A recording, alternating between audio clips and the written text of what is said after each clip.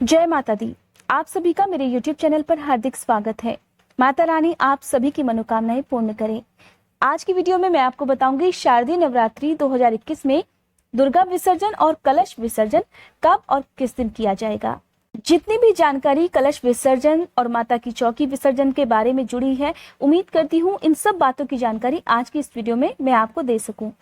कलश विसर्जन को लेके आप लोगों के मन में बहुत सारे प्रश्न हो सकते हैं, जैसे कि कलश विसर्जन के समय आपको किस तरीके से विसर्जन करना चाहिए, किस मंत्र का जाप करना चाहिए, या फिर जो लोग दुर्गाष्टमी के दिन कन्या पूजन करते हैं उन्हें किस दिन कलश विसर्जन करना चाहिए, कौन कौन सी ऐसी सामग्री है जिसे आप अपने घर में रख सकते हैं और कौन कौन सी पूजन सामग्री का विसर्जन करना चाहिए। विसर्जन की जाने वाली चीजों का कहां पर जाकर विसर्जन करना चाहिए। अगर आपके आसपास कोई नदी नहीं है या आपके पास ऐसी कोई भी सुविधा नहीं है, तब आपको ऐसे में क्या करना चाहिए। साथ ही अक्सर माताओं बहनों को नवरात्रि के समय पीरियड होने लगते हैं। हो सकता है कि आप लोग अष्टमी नवमी की पूजा भी ना कर पा रहे हो, तो ऐसे में आप कलश विसर्जन किस तरह से करेंगे। जानकारी बहुत ज्यादा है, इसलिए हो सकता है आज की ये वीडियो कुछ ज्यादा लंबी हो जाए। अगर आपके पास समय है तो आप इस वीडियो को पूरा भी देख सकते हैं। आज की वीडियो शुरू करने से पहले आप सभी से अनुरोध है, कमेंट बॉक्स में जय माता दी जरूर लिखिएगा। सबसे पहले बात कर लेते हैं दुर्गा विसर्जन और कलश विसर्जन की तिथि और मुहूर्त के बारे में। देखिए, शारदीय नवरात्रि जो कि आश्विन महीने के शुक्ल पक्ष में आती है, 7 अक्टूबर गुरुवार से प्रारंभ हुई थी और 14 अक्टूबर गुरुवार के दिन ही समाप्त हो जाएंगी।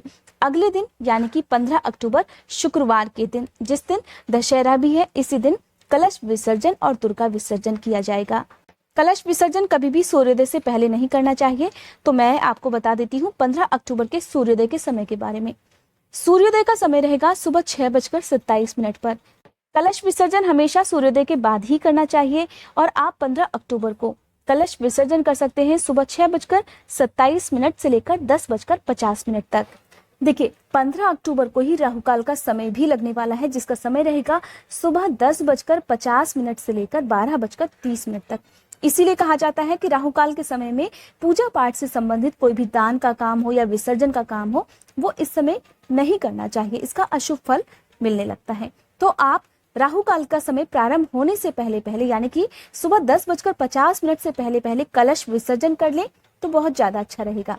साथ ही अब जिस तरह से आपने नवरात्रि के दिनों में सबसे पहले दिन कलश स्थापना करते समय अपने घर में कलश में सभी नवग्रहों का आह्वान किया था, माँ लक्ष्मी जी से कलश में विराजमान होने के लिए प्रार्थना की थी, ठीक उसी तरह से आपको विसर्जन करते समय भी कलश में वास करने वाले सभी नवग्रहों का, माँ लक्ष्मी जी का आह्वान करना है। सबसे पहली बात तो आप 15 अक्टूबर को ब्रह्म मुहूर्त में उठकर स्नान करेंगे तो बहुत अच्छी बात है, और स्नान करके आप साफ लाल, सफेद या पीले वस्त्र पहने, सूर्य देवता को जल अर्पित करें, मंदिर में गंगा जल छिड़ककर एक आसन पर बैठकर आपको सबसे पहली बात तो हाथ जोड़कर नव दुर्गा माँ का, माँ भगवती के सभी स्वरूपों का, अपने सभी आराध्य देवी देवताओं का धन्यवाद करना चाहिए। माँ भगवती का धन्यवाद इसलिए आपको करना है कि 9 दिन तक माँ भगवती आपके घर में विराजमान रही। आप उनसे हाथ जोड़कर इस तरह से प्रार्थना करें कि हे माँ भगवती, मैंने पूरे 9 दिन तक सच्ची श्रद्धा और भक्ति से आपकी पूजा की है, उपवास किए हैं। ऐसे में मुझ नादान से अगर जाने अनजाने में कोई भूल चूक हुई हो तो हे माँ, मुझे उसके लिए अपनी संतान समझकर क्षमा कीजिएगा। आप सबसे पहले गणेश भगवान की पूजा करें, माँ भगवती को तिलक करें। साथ ही आप माँ भगवती को श्रृंगार भी अर्पित कर सकते हैं।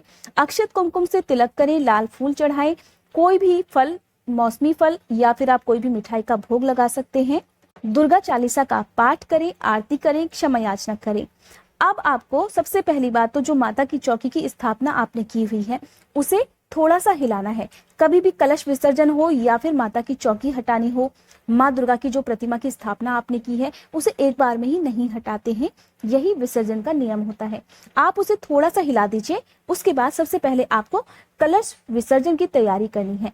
कलश विसर्जन में आपने जो जो सामग्री प्रयोग की है, चाहे वो आम के पल्लव हो, कलश के अंदर डाला गया सिक्का हो, या आपने दूर्वा डाली है या हल्दी की गांठ डाली हो, आपको कलश विसर्जन करते समय इस मंत्र के साथ एक एक सामग्री बाहर निकालनी है। चाहे आप कलश के ऊपर रखा हुआ नारियल हटा रहे हो तो आपको ओम दुम दुर्गाय नमः, ये बहुत ही आसान सा मंत्र है, या ओम ऐं ह्रीं क्लीं चामुंडाय विच्चे, इस मंत्र का आप जाप कर सकते हैं, या फिर आप इस मंत्र का भी जाप कर सकते हैं।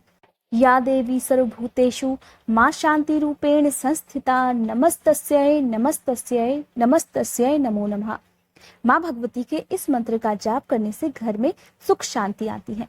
तो आप इन तीनों मंत्रों में से किसी भी एक मंत्र का मन ही मन जाप करके आप एक एक पूजन सामग्री को किसी एक बड़े बर्तन में रख लीजिए ताकि आप उसका विसर्जन ठीक से कर सकें। अब पहले कलश की आपने सब चीजें हटा ली, सारी सामग्री आपने एक तरफ कर ली। अब आपको माता की चौकी पर से माँ दुर्गा की तस्वीर या प्रतिमा को वहां से हटाना है। अगर आपने मिट्टी की प्रतिमा की स्थापना की है तो उनका विसर्जन करना चाहिए। कहते हैं कि मिट्टी के अगर आपने बर्तन पूजा में प्रयोग किए हैं, मिट्टी का दीपक हो, मिट्टी का कलश हो, तो इन सभी का आपको विसर्जन करना चाहिए। माँ को चढ़ाई गई चुनरी को आप अपने हाथ में बांध सकते हैं या आप किसी छोटी कन्या को भी दे सकते हैं। अगर आपने माँ को श्रृंगार चढ़ाया हुआ है तो आप उसे किसी सुहागिन महिला को दान में दे दें। अगर आप सुहागिन हैं तो आप खुद भी इन पूजन सामग्री का प्रयोग कर सकती हैं। आप जो भी पूजन सामग्री हटाती हैं उसे आप अपने माथे से लगाकर ही हटाएं। माँ दुर्गा की चाहे प्रतिमा हो, श्रृंगार की सामग्री हो या कलश में से स्थापित की हुई जो भी चीजें आप हटा रही हैं, उन्हें सबको बारी बारी से माथे से लगाकर ही हटाना चाहिए। पहले बात करते हैं माँ के ऊपर चढ़ाई गई पूजन सामग्री से, क्योंकि अगर आपने मूर्ति की स्थापना की हुई है तो आपने अक्षत भी जरूर चढ़ाए होंगे। तो अक्षत का आप क्या करेंगे? बहुत से लोग ऐसा कहते हैं कि अक्षत को आप अपने घर में किचन में प्रयोग कर सकते हैं, आप अपने खाने के जो चावल रखे हैं उसमें मिला सकते हैं, लेकिन मैं ऐसा नहीं मानती, क्योंकि कई बार ऐसा होता है आपके घर में लहसुन प्याज का खाना बनता होगा, आपने उन्हीं हाथों से चावल का डिब्बा भी छुआ होगा, तो आप या तो उसी दिन इन अक्षत की खीर बना लें और सबसे ज्यादा अच्छा है आप इन अक्षतों को आप पक्षियों के लिए डाल दें तो बहुत अच्छा रहेगा। आप चिड़ियों को इन्हें डाल सकते हैं। नवरात्रि के दिनों में आपने जितने भी फूल अर्पित किए हैं या आपने आम या अशोक के पत्ते कलश में स्थापित किए हुए हैं उन्हें एक जगह पर रखिए। अब आप इन फूलों को आप चाहे तो अपने घर के गमले में भी डाल सकते हैं या आप किसी भी जो पूजनीय वृक्ष होते हैं जैसे कि बरगद का या पीपल का, उसके नीचे भी आप रख सकते हैं। कलश के अंदर आपने जो सिक्का डाला था उसे आप अपने घर की तिजोरी में रख सकते हैं या जिस भी जगह पर आप अपने घर के पैसे रखते हैं, थोड़े बहुत रखते हैं या ज्यादा रखते हैं, वहां आप रख लीजिए। आप चाहे इस पर कोई पहचान बना ले, इस पर आप रोली से तिलक भी लगा सकते हैं ताकि ये सिक्का खर्च ना कर पाए। और अगर आप कहीं भी किसी अच्छे काम के लिए बाहर निकल रहे हैं, किसी इंटरव्यू के लिए बाहर आप जा रहे हैं या अगर आप कोई बहुत बड़ी चीज अपने घर के लिए खरीदना चाहते हो तो आप इस सिक्के को अपने पर्स में डालकर लेकर जाए, आपका काम कोई भी बिगड़ेगा नहीं। आप जब भी दुर्गा प्रतिमा की स्थापना करते हैं तो कोशिश कीजिए इको फ्रेंडली आप माँ दुर्गा की प्रतिमा घर लेकर आएं। आप चाहें तो खुद भी घर पर मिट्टी से माँ दुर्गा की प्रतिमा की स्थापना कर सकते हैं, खुद बना सकते हैं, उन्हें श्रृंगार अर्पित करके उन्हें वस्त्र पहनाकर उसकी स्थापना कर सकते हैं ताकि विसर्जन के दिन आपको किसी भी तरह की कोई परेशानी ना हो।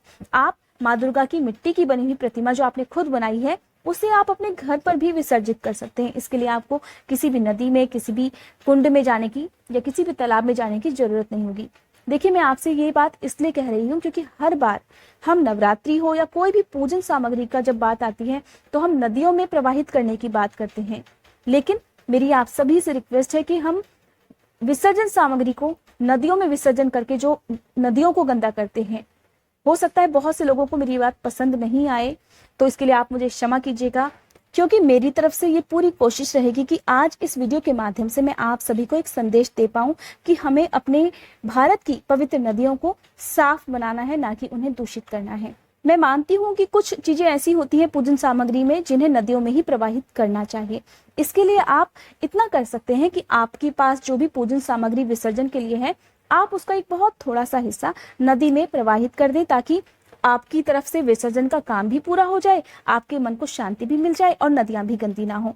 तो इसीलिए मैं आपसे कह रही हूँ कि जब आप प्रतिमा घर लेकर आते हैं माँ दुर्गा की या कोई भी पूजा की, तो ऐसे में आप पूरी कोशिश कीजिए कि या तो आप इको फ्रेंडली मूर्ति घर लेकर आएं जो कि पानी में बहुत जल्दी घुल जाती है विसर्जन करते समय, या आप खुद अपने घर पर भी मिट्टी की मूर्ति बना सकते हैं ताकि आप अपने घर पर ही इसका विसर्जन कर पाए और आपको नदियों को दूषित करने का जो पाप है वो भी ना लगे। देखिए, माँ को चढ़ाई गई श्रृंगार सामग्री तो अगर आप सुहागिन हैं तो आप खुद भी प्रयोग कर सकती हैं या अपने घर की किसी भी सुहागिन महिला को दान में दे सकती हैं, या आप अपने घर के आसपास जो भी मंदिर है वहां जाकर किसी ब्राह्मणी को भी दान में दे सकती हैं। अब बात आती है कलश में आपने जो आम के, अशोक के पत्ते या फूल पूजा में प्रयोग किए हैं उनका क्या करना चाहिए। तो सबसे अच्छी बात है, अगर आपके घर पर गमले हैं तो आप अपने घर के ही गमलों में इन फूलों को, इन पत्तों को रख दें ताकि कुछ समय के बाद ये खाद बन जाए और आपके घर में गमलों में ही इनका विसर्जन हो जाए। और अगर आपके पास गमले नहीं है तो आप किसी भी पीपल के वृक्ष के नीचे या बरगद के वृक्ष के नीचे गड्ढा बनाकर थोड़ा सा उसमें इन फूलों को, इन पत्तों को दबा दीजिए ताकि ये वहीं पर डिसॉल्व हो जाए। अब बात आती है कि देखिए, कलश विसर्जन के नाम पर हम पूजन सामग्री किसी भी पेड़ के नीचे ऐसे ही रखकर आ जाते हैं कई बार, और फिर क्या होता है, वहां गंदगी हो जाती है, आसपास के लोग उन्हें इधर उधर फेंक देते हैं, तो उसका बहुत भारी पाप लगता है। आपने पूजा में जितनी भी सामग्री प्रयोग की है वो बहुत पवित्र होती है, इसीलिए आपको उसका सम्मान कलश विसर्जन के दिन भी करना चाहिए। आपका तरीका बताता है कि आप पूजन सामग्री का कितना सम्मान करते हैं। इसीलिए मैं आपको ये बात बार बार कह रही हूँ, जितना हो सके सिर्फ उतनी चीजों का विसर्जन करें, क्योंकि बहुत सारी चीजें ऐसी होती है नवरात्रि के दिन जिनका आप विसर्जन करते हैं, वो आपके घर में ही विसर्जित की जा सकती हैं। बस थोड़ा सा ध्यान देने की जरूरत है। तो आप सबसे पहली बात तो कलश में जितनी भी स्थापित चीजें हैं आपने उनको अपने घर पर प्रयोग करना है। बात आ गई कि कलश में स्थापित जो आपने जल भरा हुआ है उसका आपको क्या करना है। कलश में भरा हुआ जल सबसे पवित्र होता है, क्योंकि पूरे 9 दिन तक आपने इसकी पूजा की है। सभी नवग्रहों का, माँ लक्ष्मी जी का इस कलश में वास है। तो सबसे पहली बात तो आप अपने घर के मंदिर के आसपास, अपने घर में चारों कोनों में जितने भी आपके घर में रूम्स हैं उन सभी में इस जल का छिड़काव करें। अपने किचन में, अपने घर के मुख्य द्वार पर छिड़काव करें। अब जो बाकी जल है उसे आप अपने घर के गमलों में विसर्जित कर दें। आपको ध्यान रखना है, तुलसी के गमले में ये जल कभी भी अर्पित नहीं किया जाता है। आप सूर्य देवता को इसका अर्घ दे सकते हैं, लेकिन कोशिश कीजिए कि आप अपने गमलों में ही इनका विसर्जन कर दें। अगर आपके पास गमला नहीं है तो आप एक मिट्टी का गमला पहले से ही अपने घर पर नवरात्रि के दिनों में या विसर्जन से एक दिन पहले या उस दिन भी अपने घर पर लाकर रख सकते हैं। उसमें आप एक पौधा कोई भी लगा सकते हैं फूलदार, और उसमें भी आप इस जल को डाल सकते हैं। ये जल इतना पवित्र होता है कि आपको पूरी कोशिश करनी चाहिए कि घर के हर कोने में ये जल पहुंच जाए, क्योंकि ऐसा करने से आपके घर में किसी भी नकारात्मक ऊर्जा का कोई असर नहीं होगा। आपके घर में अगर कोई काम बार बार बिगड़ता है तो वो काम फिर कभी बिगड़ेगा नहीं, आपके हर काम बनते चले जाएंगे। घर के सभी सदस्यों का स्वास्थ्य ठीक रहेगा। घर में अगर कोई सदस्य बीमार है तो वो जल्दी रिकवर हो जाएगा। तो बहुत सारी चीजें ऐसी हैं जो इस जल के छिड़काव से, बहुत सारी समस्याएं हैं जो दूर हो जाती हैं। अगर आपने 9 दिन तक अग्यारी की है, जैसा कि मैंने आपको अपनी पहली वीडियो में बताया था कि एक मिट्टी के दिए में उपला जलाकर उसमें आपको घी में डुबोकर लौंग का जोड़ा चढ़ाना चाहिए, तो इसकी जो राख बन जाती है उसे भी आप अपने घर के गमलों में ही डाल सकते हैं। कलश विसर्जन के दिन आपके घर में शुद्ध सात्विक भोजन बनना चाहिए। किसी भी प्रकार का तामसिक भोजन, कोई मांसाहार आज के दिन आपके घर में ना तो बनना चाहिए और ना ही बाहर से आना चाहिए। आज के दिन घर में कलह क्लेश भी नहीं होना चाहिए। विसर्जन करने से पहले आपको माता रानी को भोग भी जरूर लगाना है, जो कि वीडियो के शुरू में मैंने आपको बता दिया है। आप चाहे मौसमी फलों का या आप खीर का भोग भी माँ को लगाकर उन्हें विदा करें। अब बात आती है कि जिन महिलाओं को पीरियड होने लगते हैं, ऐसे में कलश विसर्जन अगर ना कर पाए तो उन्हें क्या करना चाहिए। देखिए, ऐसा बहुत कम लोग आपको बताते होंगे कि इस दिन आपको क्या करना चाहिए। सबसे पहली बात, अष्टमी नवमी तिथि के दिन अगर आप कलश विसर्जन नहीं कर पाते हो तो जो आने वाली पूर्णिमा है, क्योंकि आश्विन महीने में जो पूर्णिमा पड़ती है उसे शरद पूर्णिमा कहते हैं। शरद पूर्णिमा कब है, इसकी वीडियो भी आपको मेरे चैनल पर जल्दी मिल जाएगी। वैसे मैं आपको बता देती हूँ, 19 अक्टूबर के दिन शरद पूर्णिमा है। आप अगर जानना चाहते हैं पूजा विधि के बारे में और सत्यनारायण भगवान की कथा अगर आप मेरे चैनल पर सुनना चाहते हैं तो आने वाली वीडियोस को आप जरूर देखिएगा। तो आप शरद पूर्णिमा के दिन कलश विसर्जन सुबह के समय कर सकते हैं, जो कि समय मैंने आपको बताया कि सूर्योदय के बाद ही आप कलश विसर्जन, दुर्गा विसर्जन करें। जब तक कलश विसर्जन नहीं हो जाता आपके घर में लहसुन प्याज का या मांसाहार का प्रयोग बिल्कुल भी नहीं होना चाहिए। ऐसा सिर्फ उन लोगों के लिए है जो अकेले रहते हों, जिनके घर में विसर्जन करने वाला कोई भी नहीं हो। कई बार ऐसा होता है कि हम बाहर जाकर जॉब करते हैं या पढ़ाई की वजह से हमें बाहर रहना होता है, हम किसी से पूजा नहीं करवा सकते। अगर आपके घर में कोई भी एक सदस्य है जो आपके घर में लगातार आपके साथ पूजा कर रहा हो तो घर का कोई भी सदस्य आज के दिन विसर्जन भी कर सकता है। हाँ, आपको पूजन सामग्री को नहीं छूना चाहिए, ऐसा आपको जरूर करना है। सुहागिन महिलाओं को कलश विसर्जन के दिन माँ दुर्गा को 7 बार सिंदूर लगाना चाहिए और फिर वही सिंदूर 3 बार अपनी मांग में भी लगाना चाहिए। ऐसा करने से कहा जाता है अखंड सौभाग्यवती बनने का आशीर्वाद माँ दुर्गा से प्राप्त होता है। आपके पति की लंबी उम्र होती है, उनकी जिंदगी में कोई दुख, कोई बाधा उन्हें नहीं सताती और आपके घर में भी सुख शांति बनी रहती है। अगर नवरात्रि के दिनों में पीरियड हो जाए तो आपको अपने व्रत पूरे रखने चाहिए, बीच में व्रत कभी नहीं तोड़ने चाहिए। आप बस पूजा ना करें, पूजन सामग्री को ना छुएं, अपनी पूजा आप मानसिक रूप से करें। इसके बारे में भी मैं आपको पहले से ही वीडियो में बता चुकी हूँ और उम्मीद करती हूँ आज की इस वीडियो में आपको आपके सभी सवालों के जवाब मिल गए होंगे। शायद मैंने आपको सारी जानकारी भी दे दी होगी। इसके बाद भी अगर आपके कोई भी सवाल बाकी है तो आप कमेंट बॉक्स में मुझे लिख सकते हैं। मैं पूरी कोशिश करूंगी कि एक और वीडियो बनाकर आपके सवालों के जवाब दे सकूं। उम्मीद करती हूँ ये जानकारी आपको पसंद आई होगी।